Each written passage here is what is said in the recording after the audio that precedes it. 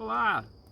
Ontem eu falei sobre xamanismo e não tem como falar sobre xamanismo sem que as pessoas perguntem: e aquele chá é diferente que deixa a gente com estado alterado de consciência? O que é isso? Antes de eu contar as minhas experiências, que foram 6, vamos falar o que é a ayahuasca.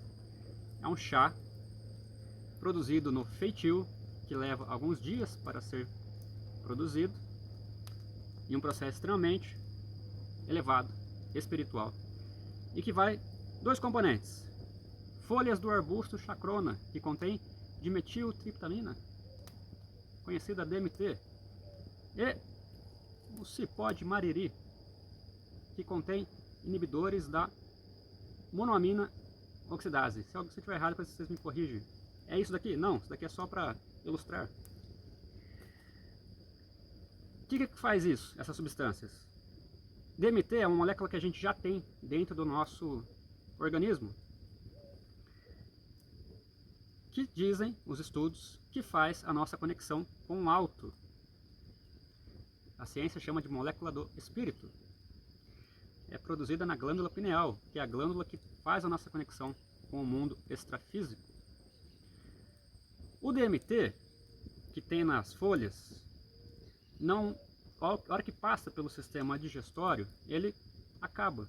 E é por isso que vem o cipó, para estabilizar e fazer com que passe pelo sistema digestório sem que seja quebrado o DMT, e assim você consegue ter um processo mais longo.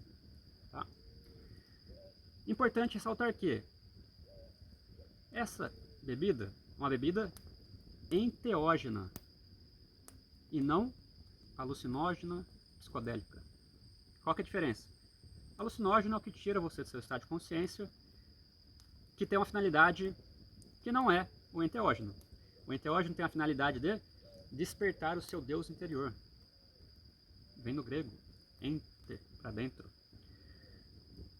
Então, essa é uma barreira que a gente precisa quebrar, já de preconceito.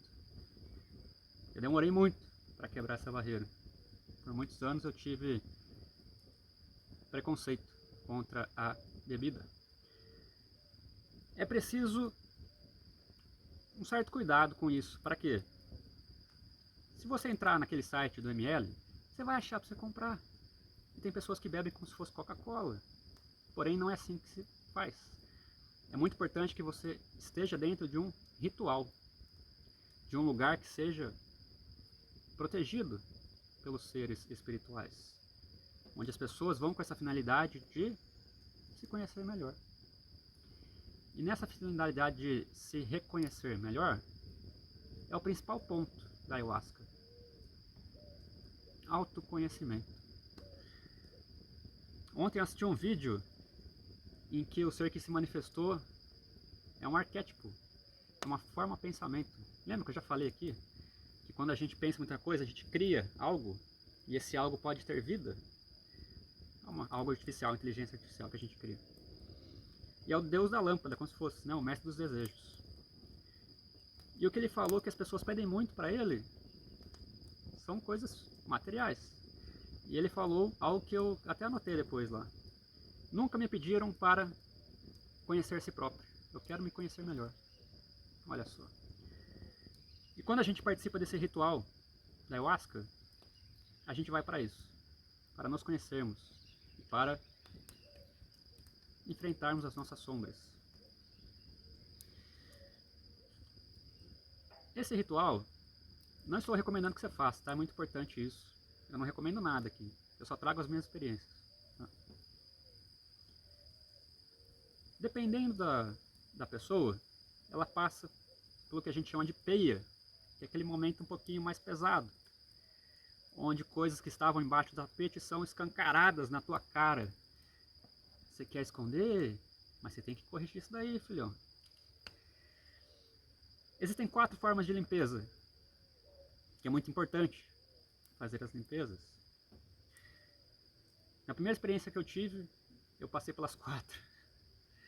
Choro, xixi, cocô e vômito. São coisas boas, tá? Não é coisa ruim. A ayahuasca ficou muito conhecida por quê? O mestre Irineu,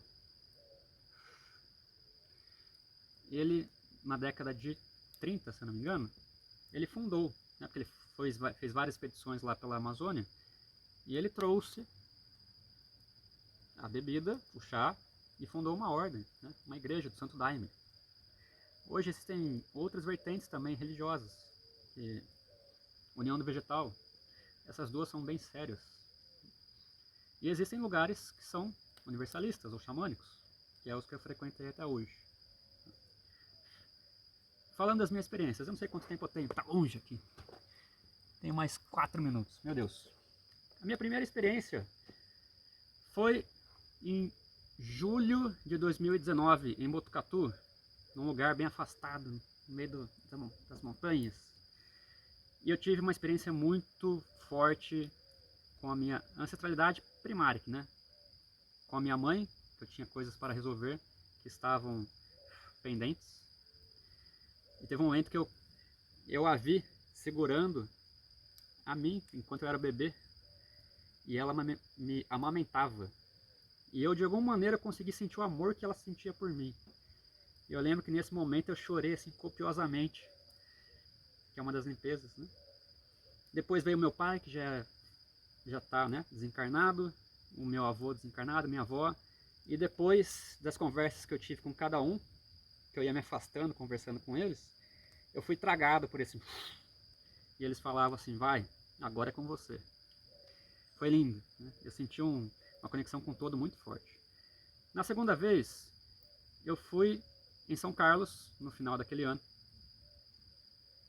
também num centro xamânico. Eu fui com um amigo meu e teve duas experiências muito legais.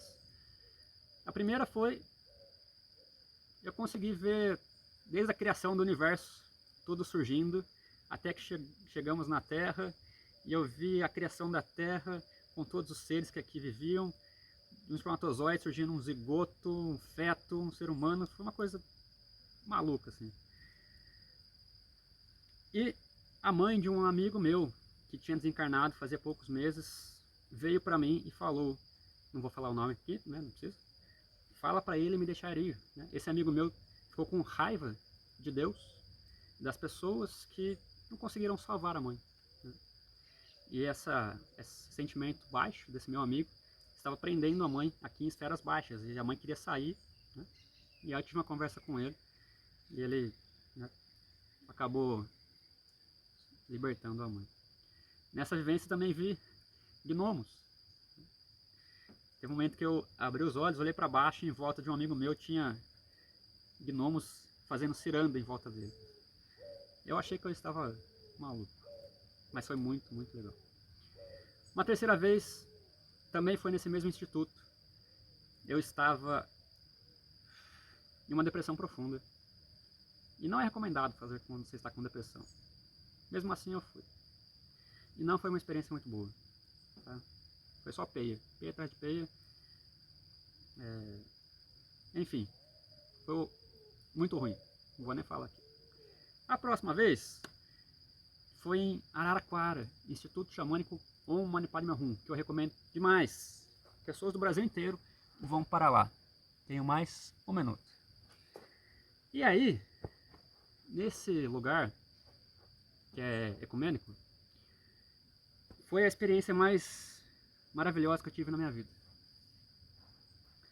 Depois da peia, que eu vomitei muito no cantinho, lá na cerca, eu comecei a olhar para as pessoas lá no centro, numa fogueira gigante, dançando em volta dessa fogueira. E eu fiquei estático, olhando para aquelas pessoas, minutos, nem sei quantos minutos, sei lá, 5 minutos olhando, parado, sentindo um amor que eu nunca tinha sentido na minha vida. Um amor por aquelas pessoas, eu só conseguia amá-las. Eu olhava para elas amando, amando, sem parar. Só conseguia olhar, amando. E depois de um tempo veio uma voz e falou comigo desse jeito. Eu estou contemplando os meus filhos. Eles são lindos, né? E eu comecei a chorar, porque eu senti como se Deus estivesse utilizando do meu corpo para contemplar a criação dele. Até hoje me arrepia essa história. Se você porventura sentiu o chamado, faça pesquisas e procure um lugar muito sério para ir. Não é uma recomendação que eu estou fazendo. Tem pessoas que podem não se adaptar muito bem. Outras se adaptam muito bem. Fica por conta do chamado do seu Deus interior, se é para você ou não.